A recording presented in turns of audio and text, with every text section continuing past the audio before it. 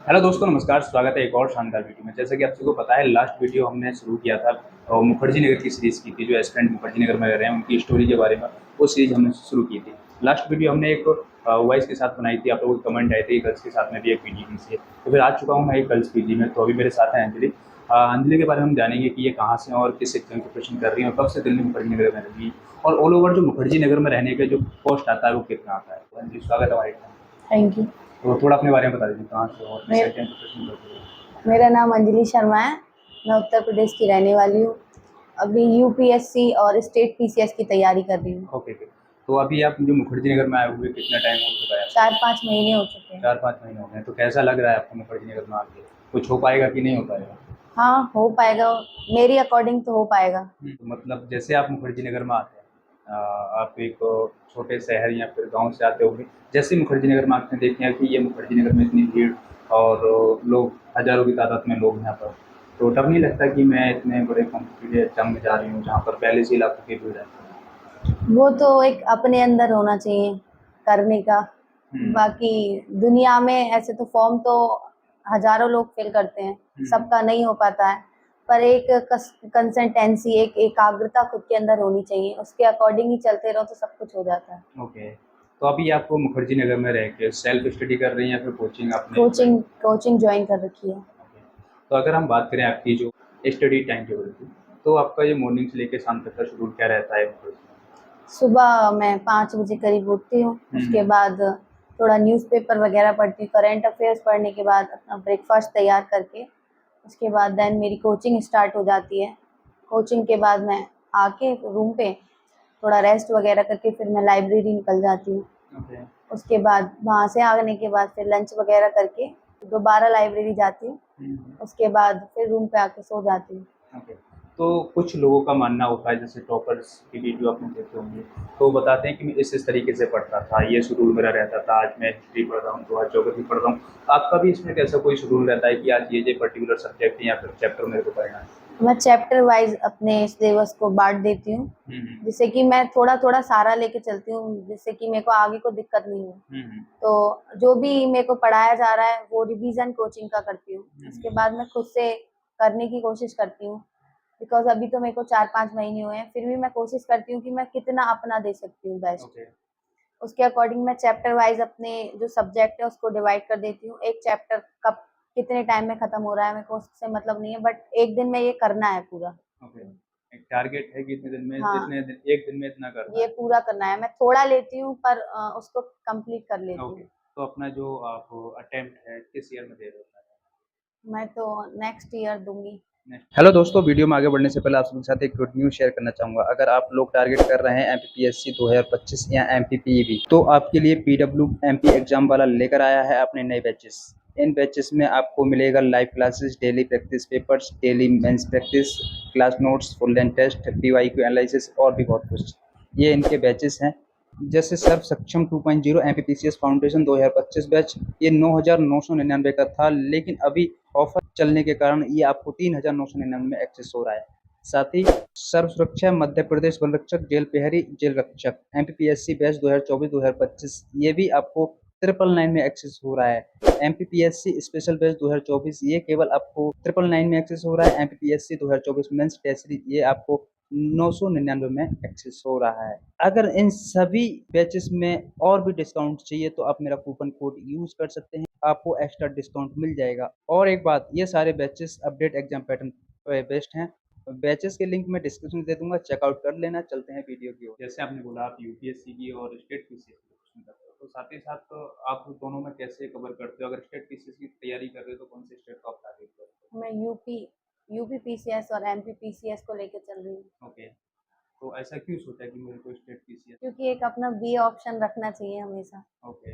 अगर वैसे तो पूरा 100% देते ही हैं लोग, हर कोई चाहता है कि यूपीएससी है तो यूपीएससी, बट फिर भी एक बी ऑप्शन रखना चाहिए, जिससे कि अगर वो नहीं होता है तो फिर हमको कुछ तो मिलेगा ही उसके अकॉर्डिंग। ओके। कुछ लोग कंफ्यूज होते हैं कि जो दूर दराज बैठे हैं, गाँव में बैठे हैं, कि जो हम दिल्ली में रह रहे हैं रूम रूम लेके या पीजी में, वो हमसे कई गुना ज़्यादा अपनी प्रिपरेशन करते होंगे, कई घंटे स्टडी करते होंगे। तो एक्चुअल में कितने घंटे तैयारी यहाँ पर हो जाती है ऑन एवरेज? फिर भी 8-10 घंटे हो जाती है, बिकॉज़ ये होता है ना कि घर पे उस हिसाब से नहीं तैयारी कर पाते हैं, बहुत सारे डिस्ट्रैक्शन रहते हैं घर पे। हुँ, हुँ। हम पीजी वगैरह लेके रहते हैं या जो भी रहते हैं, हमको इतना नहीं होता है, हुँ, हुँ। क्योंकि ये होता है कि घर पे फैमिली के साथ इतना नहीं कर पाते हैं। हुँ, यहाँ हो जाता है आराम से, क्योंकि यहाँ हम पढ़ने ही आए हैं, हमको और क्या काम है बस। ओके, तो उस पे ही फ़ोकस रहता है पूरा।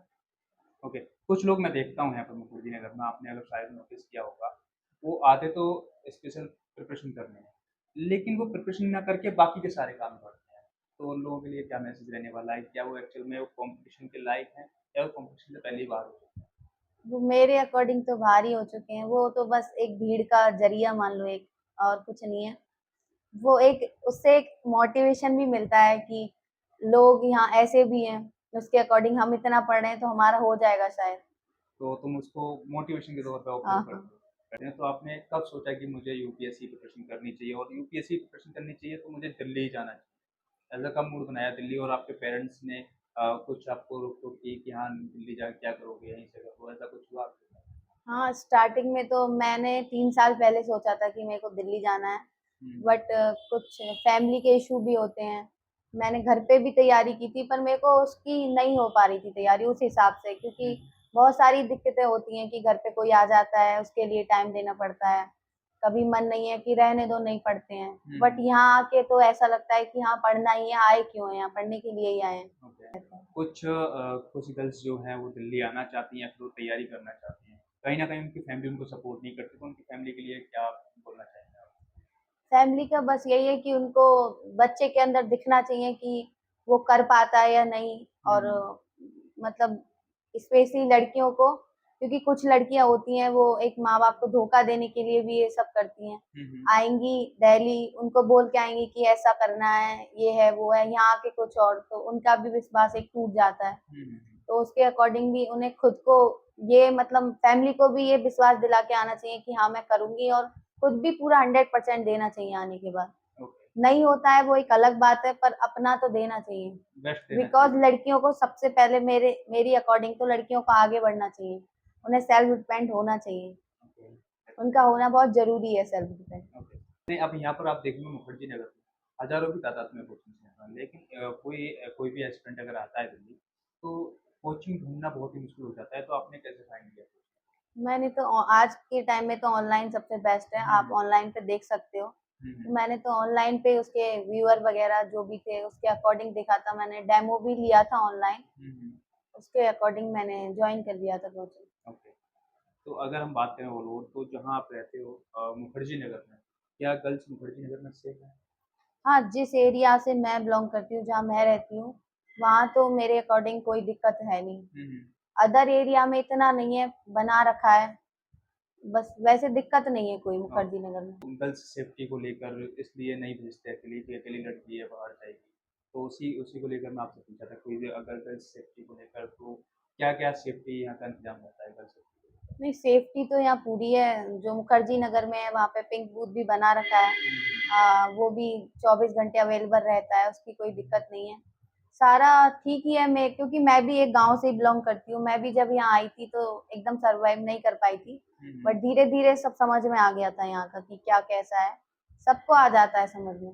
ओके। एक सबसे बड़ा क्वेश्चन कॉमन क्वेश्चन वो हर स्टूडेंट पे रहता है। अगर हम दिल्ली आते हैं, तो हमारा ऑन एवरेज कितना खर्चा दिल्ली में रहने के लिए आ जाता है? एक महीने में कितना खर्चा एवरेज आता है? तो आपका कभी तक कितना हाईएस्ट खर्चा कितना है? अप्रॉक्स फिर भी 10,000 तो आ ही जाता है। हुँ, हुँ, हुँ। कम से कम भी करके चलो फिर भी इतना आ जाता है नॉर्मली, ओके, इतना खर्चा बैठ जाता है। ₹10,000। हुँ, अभी जो आप रूम लिए हो, ये रूम आपका कितने का है? मेरा 5,000 के समथिंग। 5,000 का रूम समथिंग है, बाकी का बेसिक खर्चा। हाँ, सारा मिला के 10 के अप्रॉक्स बैठ ही जाता है। ओके। तो लास्ट में क्या मैसेज देना चाहोगे जो उन गर्ल्स के लिए, उन एस्पिरेंट के लिए जो दिल्ली आना चाहते हैं, किन-किन बातों को ध्यान में रख के आएँ? मेरे को तो यही है कि लड़कियों को आगे बढ़ना चाहिए और कोशिश करनी चाहिए करने की, बट ये है कि बहुत से लोग होते हैं कि धोखा देने के लिए, क्योंकि यहाँ का माहौल भी उस हिसाब से थोड़ा वैसा है, वो तो खुद को देखना है कि हमको यहाँ क्यों आए, मतलब किस लिए आए हैं और क्या करना है यहाँ हुँ, के, हुँ। क्योंकि हर जगह हर तरीके का माहौल मिल जाता है। ऐसा ही यहाँ का भी है, वो तो खुद को देखना है कि हमको यहाँ आके क्या करना है। ओके। अभी एक अफ़वाह बहुत तेज़ी से चल रही है अब ये आप दिल्ली मुखर्जी नगर में रह रहे हो, आप इसका अच्छे से बता पाओगे। ये जो अफ़वाह है कि मुखर्जी नगर अब खाली हो रहा है, इसमें कितनी सच्चाई है? क्या मुखर्जी नगर खाली हो रहा है? नहीं, मेरे अकॉर्डिंग तो ऐसा नहीं है। जिस कोचिंग में मैं हूँ वो भी मतलब वहाँ पे भी बच्चे बहुत सारे हैं, हुँ, और हुँ, हुँ। ऐसा नहीं है मुखर्जी नगर में तो रह रहे हैं, वो तो एक अफवाह फैला ही रखी है। हुँ, हुँ। तो ऐसा कुछ नहीं है, एक पर्टिकुलर कोचिंग जाने से मुखर्जी नगर खत्म नहीं होता। तो क्या था, एक कोचिंग गई है तो उसके कुछ जो स्टूडेंट थे वो साथ में वो गए हैं उधर जहाँ पर कोचिंग को दूसरी जगह ट्रांसफ़र किया गया है, तो ना कि मुखर्जी नगर खाली हो रहा है। तो ये अफ़वाह बिल्कुल झूठी है। तो थैंक यू सो मच, आपने अपना कीमती टाइम दिया and I hope thank you. Guys आपको ये वीडियो काफ़ी पसंद आई होगी। पसंद आई होगी तो वीडियो को लाइक कीजिए, चैनल को सब्सक्राइब कीजिए। मिलते हैं ऐसे नेक्स्ट वीडियो में। Thank you so much. Bye bye.